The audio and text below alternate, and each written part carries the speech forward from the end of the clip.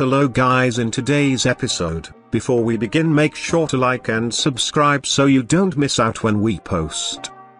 Lady, not only do I not work here, I pay to be here. My last post about my pain service experience blew up, so I'll tell some prequel, medical school, stories. 2 things to know about medical school in the US. 1. It's insanely expensive, $250,000 per degree. And 2, we do a bunch of mandatory rotations through certain specialties where we are usually treated like garbage. That also includes obgyn. When I trained, obgyn was infamously known as the specialty that eats its young for a specialty that brings life in the world. They definitely did their best to suck mine out of me.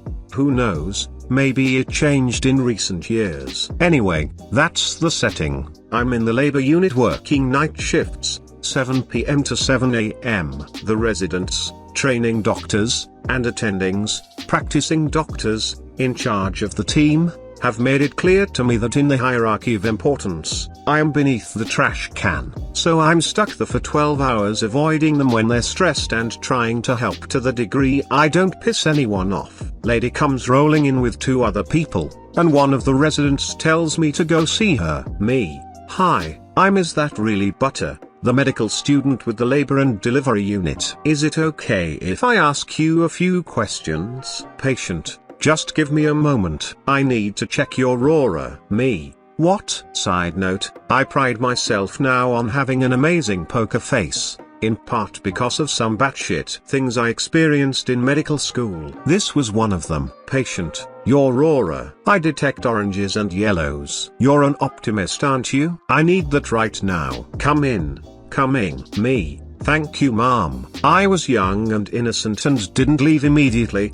but my woo-woo senses were screaming. I go through my typical questions about her pregnancy and labor so far, then I ask the dangerous question. Do you have a birth plan? She pulls out a laminated binder, opens it, and proceeds to walk me through her incredibly long list of requests, including, no lights, no medications for herself or the baby, no epidurals, regular meditation, keep the placenta, oil diffuser, etc. I think at some point the nurses felt pity on me and one came in to check in. Patient aura checked her too. She was purple, which I don't know what that meant, but she was in. Nurse got pulled into her long explanation of her pink laminated birth Bible. Nurse, Mom, thank you for showing this to us, but I think you should discuss this with the doctors because some of your wishes we can do, but some we might not be able to meet depending on how your labor goes. Patient, well, I paid good money to be here. I pay for all of you to be here. You can make it happen. Eventually I talk her into letting me have it to show it to the doctor and we step out the room. Nurse leaves, very ominously saying, she is going to be special. For the next few hours, her room turned into a revolving door as the patient proceeds to hire and fire people based on their auras. How this lady read them, I have no clue, but she ended up firing 4 nurses, 2 residents, a tech, and the janitor because some of them were radiating bad energy and one was too red. She absolutely refused to have any discussion about her birth plan or give any leeway with it because it was decided with her spiritual guru. No one wanted to talk to her because she was too woo-woo. So clearly I'm stuck going into her sage-scented room to appease her whims, including cleaning her stuff, refilling her oil diffuser, rubbing tea tree oil on weird places,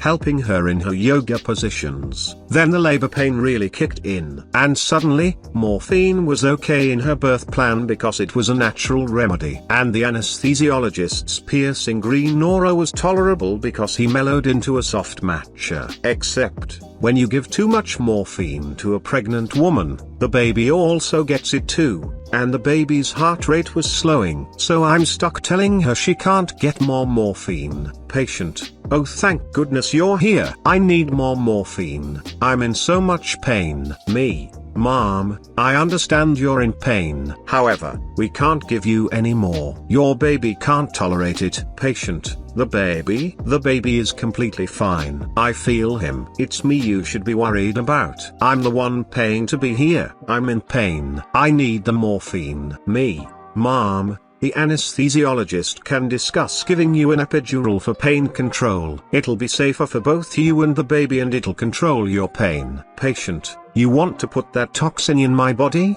Didn't you read my birth plan? Absolutely not. I need the morphine. Again, I paid to be here. I pay for your salary. I hired you. Remember, I can fire you. You should be listening to me here. Me, in my 11th hour of being there, she broke me. Mom, with all due respect, I'm just the medical student. I don't get a salary. I actually pay to be here. Even if you fire me, your doctors, including your anesthesia team, is saying you cannot get more morphine because it is a danger to your baby. I'm sure that the anesthesiologists are happy to discuss any other options for your pain control, which includes an option for an epidural. Patient, fuck those toxins and fuck you. Get out. You're fired too. I knew you weren't a yellow, you were a chartreuse, so I got to go home and collapsed happily in bed. The next day, I check in and I got the full story from the nurses. Apparently, she cracked and got an epidural. Then she went into active labor and hated it so much she demanded it to stop.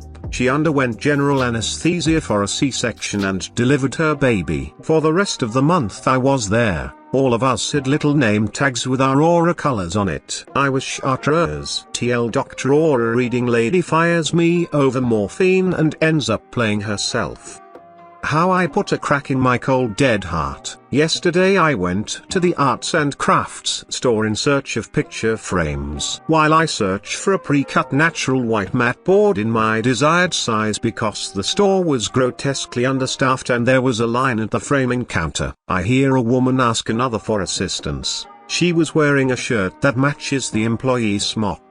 The reply was quick and almost rude. I don't work here. And the woman grabbed her cart and walked away. I don't know why this attracted my attention. Maybe it was the desperation in the asker's voice, maybe it was store acoustics and funneled their voices to me. I really don't know. The woman who was looking for help stands for a moment before she uses a seeing impaired cane to walk towards me and the main aisle. Me, I don't work here but can I try to help you? She gives a huge sigh, smiles. I need help finding yarn. I'm making a baby blanket and the colors needed are white or cream, yellow, pink and blue. And I can't see enough to pick them out. Me, well I can definitely help you with that. Her, can you lend an arm? It's crowded here and I walk faster with a person leading. I laugh, well speed isn't on my menu. I have a walking boot and crutches. If you want I can lead and you can follow. I unfortunately don't have an open arm. She apologized and mentioned she'll find the employee and I insist it's not a problem and I've only seen one employee and they're at the framing counter with a line of people. We figured out all the logistics as we get to the yarn. We share names and I learn she had her vision until a pair of hands and a foot ago and that her husband dropped her off while he went to the hardware store. We get to the yarns and start by finding what feel of yarn she wanted and then I start describing the colors, barely pink, light salmon,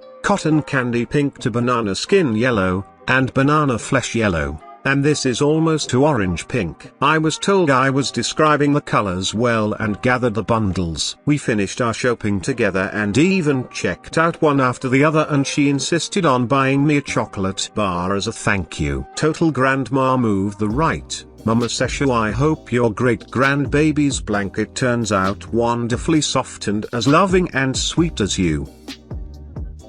Darren in the wild, sat in cafe announcing the minutes to his sandwich. Today I went to a little cafe at a local railway museum. You order your food at the counter and then find a seat on the train outside and wait for them to bring it to you. There is a lady that takes the order, makes it and then brings it to your carriage. It's really lovely. Nice food and she's even in the baking cakes fresh too. I ordered lunch for me and my kids and sat on the train and heard Darren, aka male Karen, say loudly, it's been 3 minutes, how long does it take to butter 2 slices of bread and make a cheese sandwich? Then it's been 5 minutes. This is a joke. It's a cheese sandwich for Christ's sake to his little boy, I'd say about 4 years old, and was waiting patiently. Then it's been 7 minutes. It's a cheese sandwich. This is the longest time in history to make a cheese sandwich. If she's not here in 3 minutes, I'm going to march in there and tell her. I'm guessing it reached 10 minutes because he stormed off the train, leaving his little boy at the table on the train, and returned with the lady following behind him with the sandwich. He had no understanding that other people were waiting, or that there was only one person that runs this small little cafe. Our own food arrived within about 15 minutes and it was lovely. Thanks for sticking around till the end. Don't forget to subscribe for more like this.